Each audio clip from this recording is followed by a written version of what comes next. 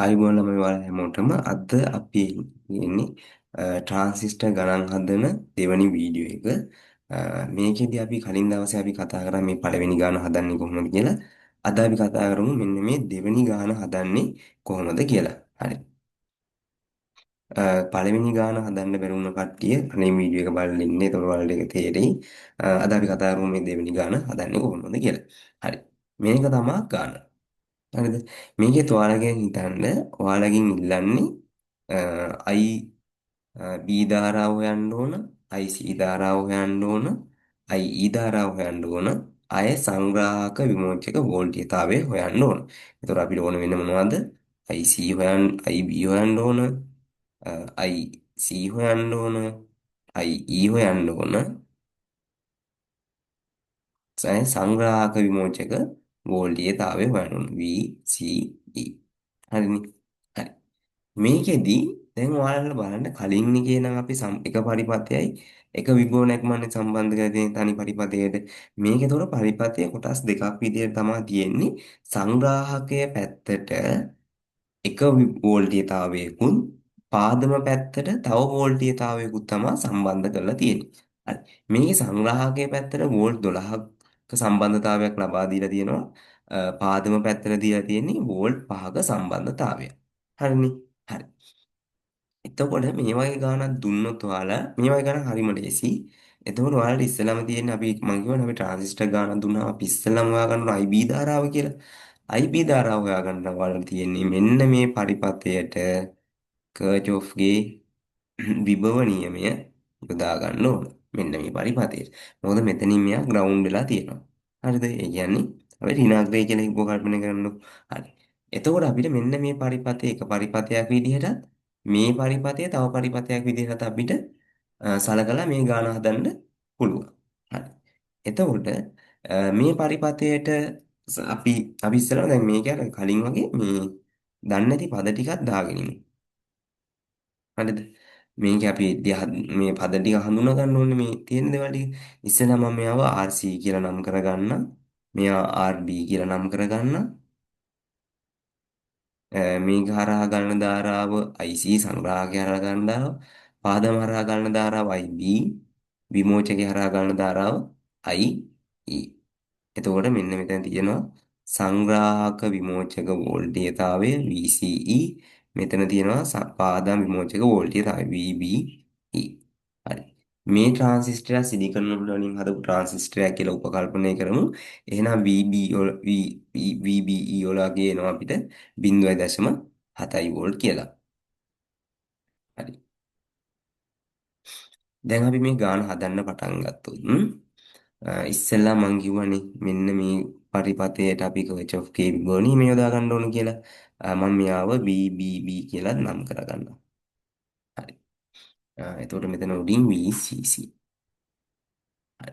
එහෙනම් අපි ගාන හදාගන්නේ විභව නැක්ම. විභව නැක්ම මෙයාගේ VBB නේ. විභව නැක්ම සමානයි මෙතන විභව බැස්මටයි මෙතන මේ VBE වල විභව බැස්මටයි. හරි. එහෙනම් මට ඉස්සෙල්ලාම අපි IB හොයාගන්න මම ඉස්සෙල්ලාම සූත්‍රයක් ගොඩනගා ගන්නවා. VBB සමානයි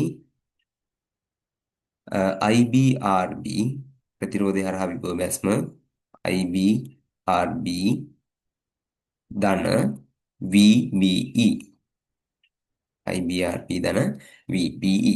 හරි. එහෙනම් අපිට මේකෙන් කාවද උක්ත කරගන්න ඕන වෙන්නේ අපිට අපි VBB දන්නවා RB දන්නවා VBE දන්නවා IB දන්නවද නෑ. එහෙනම් අපි IB පදේ උක්ත කරගන්න ඕන. IB පදේ උක්ත කරගන්න මම ඉස්සලා මේ VBE මෙන්න මේ පැත්තට අරන් යනවා. එතකොට VBB සමානයි VBB ඍණ VBE සමානයි IB RB. හරි. දැන් ඊට පස්සේ මම තනි කරගන්න ඕන IB ව. IB තනි කරගත්තාම අපිට ලියා ගන්න පුළුවන් IB සමානයි VBB ඍණ VBE බෙදීම RB කියලා. හරි. RB. RC නෙමෙයි RB. දැන් මේකට අපි අගයන් ආදේශ කරලා බලමු උත්තරයක් ගන්න. එතකොට VBB කියන්නේ 5යි වෝල්ට් 5යි වෝල්ට් තියෙන්නේ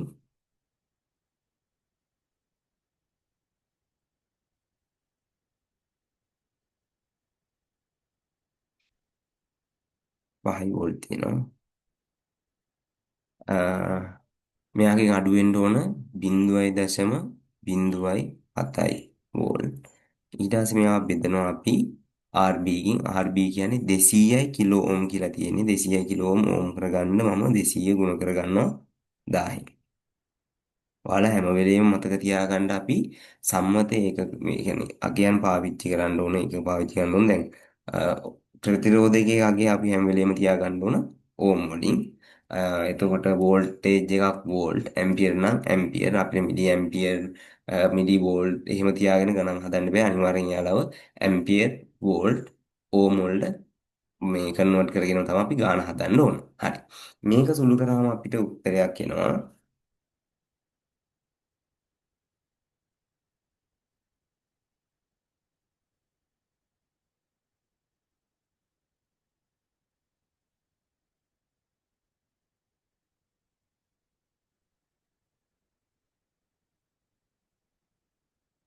මේක මේ සුළු කරාම අපිට උත්තරයක් එනවා. IB වලට 2.4යි 6යි 5 වරක් 10 ඍණ 5 කියලා. හරි. මෙන්න මේක තමයි අපිට IB වලට ආව උත්තරේ. හරි. ඊළඟට අපි බලමු IC කොහොමද හොයන්නේ කියලා. IC හොයන්න අපිට සරලම විදිහක් තියෙනවා. මේකේ බීටා ගේ දීලා තියෙනවා 100යි කියලා. එහෙනම් අපිට බීටා සමානයි IC බෙදීම IB කියන සූත්‍රය ලියා ගන්න පුළුවන්. මේ සූත්‍රයට අගයන් ආදේශ කරා අපිට උත්තර ගන්න තියෙන IC යුක්ත කරගත්තොත් IC සමානයි බීටා ගුණ කිරීම IB. හරි. අපි මේ අගයන් ආදේශ කරන බීටා වල අගය 100යි ගුණ කිරීම අපි IB හොයාගත්තා කලින්. IB කියන්නේ 2.4යි 6යි 5 වරක් 10 ඍණ 5 වෙනි බලය. හරි. මේක සුළු කරාම අපිට එන උත්තරය 2.4යි 6යි 5 වරක් 10 ඍණ 3 කියලා. 9 ඇම්පියර්. හරි. එතකොට IC වල ගියත් අපි හොයාගත්තා. හරි. දැන් ඊට පස්සේ අපිට හොයන්න තියෙන්නේ IE වල ගියයි VCE සංග්‍රාහක විමෝචක වෝල්ටේජතාවය. හරි. මේකෙදි මම ඉස්සෙල්ලාම IC හොයාගන්නම්. sorry IE හොයාගන්නම්. IE වලට අපිට මොකක්ද ලියා ගන්න පුළුවන් සූත්‍රය? IE සමානයි IC ධන IB කියලා. IC ධන IB. හරි. එතකොට මේකේ IC කීයක් ආවද? 2.4යි 6යි 5 ගුණ කිරීම 10 ඍණ 3 අපිට IB වලට අගයක් ආවා 2.4යි 6යි 5 ගුණ කිරීම 10 ඍණ 5 කියලා. හරි. මේක සුළු කරාම අපිට උත්තරයක් එනවා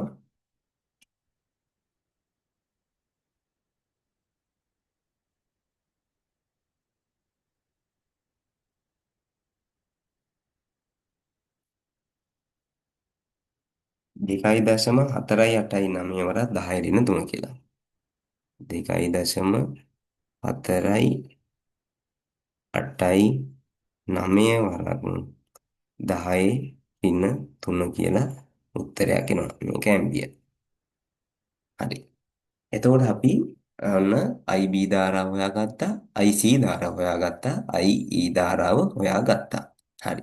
ඊට පස්සේ අපිට තියෙන්නේ මේකේ VCE හොයාගන්න. VCE හොයාගන්න මම කරන්නේ මෙන්න මේ පරිපථයට. මෙතන ඉඳන් මේ පරිපථයට කර්චොෆ්ගේ විභව නියමය දානවා. එතකොට මේකේ විභව නැග්ම කීයද? විභව නැග්ම 12යි වෝල්ට් එනවා. එතකොට මෙතන RC ප්‍රතිරෝධය හරහා විභව බැස්මක් තියෙනවා. මෙතන සංග්‍රාහක විමෝචක වෝල්ටීයතාවය තියෙනවා. හරි. මේකට අපි ලියාගත්තොත් VCC සමානයි මෙතන කවුද? ICRC දන්න කවුද ඉන්නේ මෙතන? VCE. හරි. එතකොට අපි මේකේදී අපිට උත්තර කරගන්න ඕන VCE උත්තර කරගන්න මම ICRC වෙහා පැත්තට යනවා. එතකොට ලියා ගන්න පුළුවන් අපිට VCE සමානයි VCC ඍණ ICRC. හරි. දැන් එතකොට අපිට මේකට කියන්න ආදේශ කළ බැලුවොත් VCC කියන්නේ කීයද? 12යි වෝල්ටේජ් තිබ්බේ. අඩු කරගන්නවා කවුද? IC. IC හොයාගත්ත අපි කලින් 2.4යි 6යි 5 වරක් 10 ඍණ 3 ඇම්පියර්. එයාව ගුණ කරගන්නවා කීයෙන්ද? මේකේ RC ප්‍රතිරෝධය තිබ්බේ ඕම් 300ක් කියලා. 300යි ඕම්. හරි. දැන් එතකොට මේ ඔයාලා මේ වගේ ගාණක් හදනකොට මෙන්න මේ වරහන් දාගන්න එක අනිවාර්යයි. මේ වරහන් දාගත්තොත් ඔයාලට කැල්කියුලේටරේ හරියට ගාණ හදාගන්න පුළුවන්. ඒ හින්දා ඔයාලා අනිවාර්යයෙන්ම වරහන් දාගන්න එක හරියට කරන්න. වරහන් දාගත්තාම ඔයාලට සුළු කරන්න ලේසි. නැත්තම් ඔයාලට ගාණ වර්ධින්න තියෙන ප්‍රවණතාවය වැඩි. ඒ හින්දා අනිවාර්යයෙන්ම වරහන් දාලා ගණන් සුළු කරගන්න පුරුදු වෙන්න. ඔයාලා දන්නවා ඉතින් අර 1 බෙදී කියන කතාව වරහන් බෙදීම වැඩි කිරීම මුල් නොවේ පිළිවෙලට තමයි ගාණක් සුළු වෙන්නේ.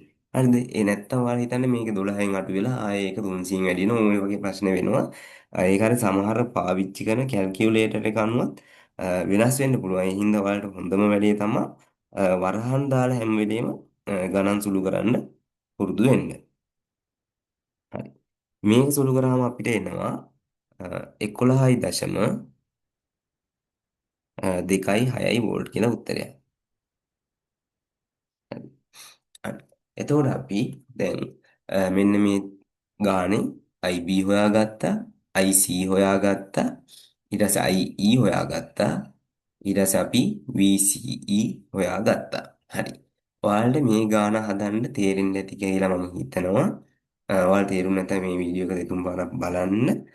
නැත්නම් ඔයාලා මට මැසේජ් එකක් දාන්න මම එහෙම නැති ඔයාලට ආපහු ගාන කියලා දෙන්නම්. හරි. හරි ළමයි එහෙනම් අපි අදට මේ ගාන හදන එක මේ වීඩියෝ එකේ නවත්තනවා. අපි ඊළඟ ගාන හදන එක ඊළඟ වීඩියෝ එකකින් බලමු.